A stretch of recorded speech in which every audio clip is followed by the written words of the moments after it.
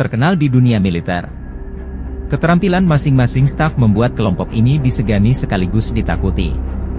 Anda harus berpikir ribuan kali bagaimana menghadapinya. Setidaknya ada 6 pasukan elit TNI. Setiap orang mempunyai keterampilan dan tugas yang berbeda-beda. Pasukan khusus masing-masing matra, TNI AD, TNI AL, TNI AU dibentuk khusus untuk menghadapi kondisi dan keadaan tertentu. Pada kesempatan kali ini media lokal akan membagikan ulasan 6 pasukan khusus Indonesia yang sangat ditakuti musuh. 1. Kopassus. Kopassus adalah satuan komando tempur tentara Indonesia. Pasukan Kopassus mempunyai kemampuan gerak cepat khusus dalam menembak, pengintaian dan kontraterorisme. Prajurit Kopassus mudah dikenali dari baret merahnya, itulah sebabnya mereka sering disebut tentara baret merah. Moto kekuatan unik ini adalah, berani, benar, dan berhasil.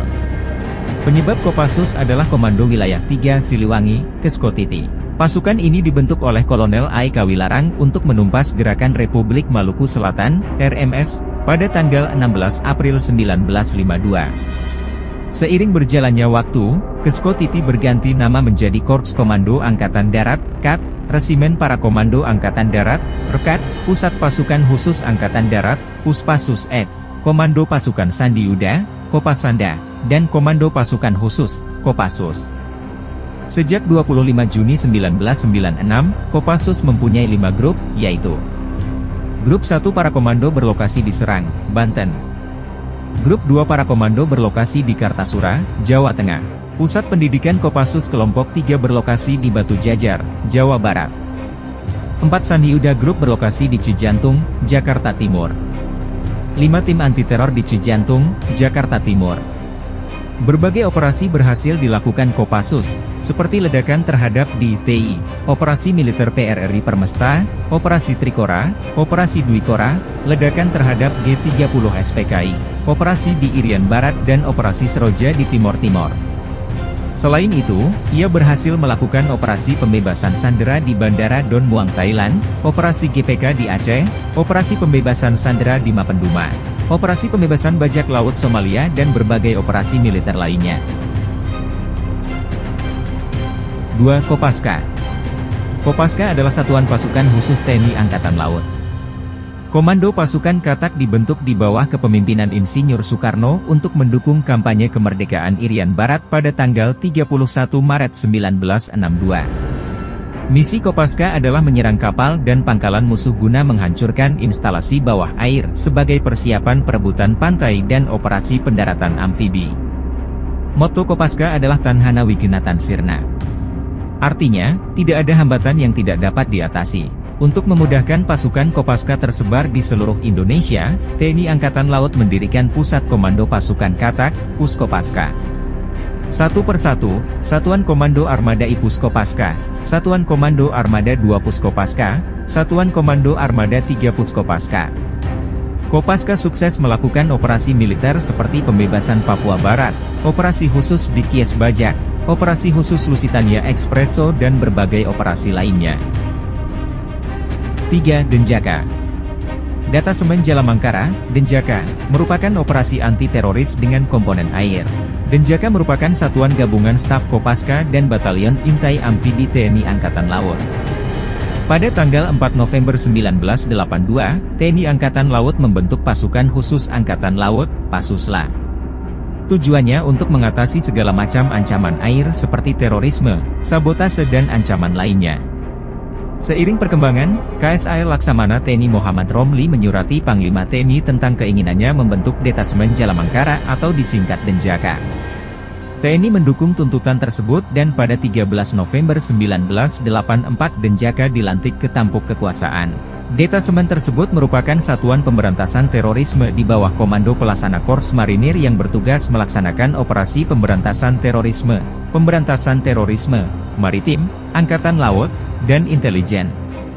Denjaka yang mengenakan baret hitam dan kuning ini memiliki semboyan Satyawira Dharma. 4. Paskas. Korps Pasukan Khas merupakan satuan khusus di TNI Angkatan Udara. Paskas adalah pasukan yang bersifat infanteri dengan format organisasi tempur yang memiliki khas bagi kebutuhan matra udara. Paskas memiliki moto Karmanya Vadika Rastam Avale Suka dan Cana yang berarti bekerja tanpa menghitung untung dan rugi.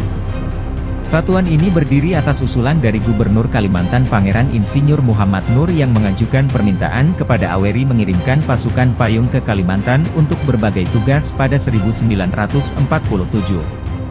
Pada 17 Oktober 1947, 13 orang dipersiapkan untuk terjun di kota Waringin. Mereka semuanya belum pernah mendapat pendidikan secara sempurna tentang terjun payung ini, kecuali teori dan latihan darat saja. Tanggal penerjunan ini kemudian dijadikan sebagai hari jadi Paskas TNI AU. Keputusan ini dibuat berdasarkan keputusan Menpan nomor 54 tahun 1967 tanggal 12 Oktober 1967. Operasi Kota Waringin ini menjadi catatan sejarah sebagai operasi pertama pasukan payung di Indonesia. 5. Tontaipur. Peleton Intai Tempur, Tontaipur, merupakan satuan intelijen Kostrad. Pembinaan kelompok tersebut berlangsung di On Satria Sandi Uda dan bekerja di bawah kendali Pangkostrad yang mempunyai kewenangan Trimatra. Tujuan dari pelatihan peleton Taipur adalah untuk melatih dan mentransformasikan personel Kostrad menjadi prajurit Taipur yang mempunyai kemampuan khusus untuk melakukan operasi di berbagai lingkungan baik laut, hutan, pegunungan dan perkotaan. 6. Yontaifib. Batalion Pengintai Amfibi, Yontaifib, adalah satuan pengintaian amfibi dan pengintaian khusus. Satuan ini mirip dengan Satuan 3 Sandi Yuda Kopassus di jajaran TNI. Awalnya satuan ini dikenal dengan nama KIPAM, Komando Pengintai Amfibi. Untuk menjadi anggota Yontaifib, pelamar dipilih dari marinir yang memenuhi syarat mental, fisik, dan kesehatan serta telah bertugas aktif minimal 2 tahun. Salah satu program pelatihan bagi siswa wisata amfibi adalah berenang sejauh 3 km dengan tangan dan kaki terpasang. Dari satuan ini, prajurit-prajurit terbaik dikembalikan untuk bergabung dengan Detasemen Jala Mangkara atau Denjaka, TNI Angkatan Laut. Itulah 6 pasukan elit Indonesia yang sampai saat ini menjadi pasukan khusus andalan TNI. Semoga ulasan kali ini bermanfaat. Jangan lupa untuk like, komen, dan subscribe, agar kami lebih semangat lagi membagikan informasi-informasi bermanfaat lainnya. Terima kasih.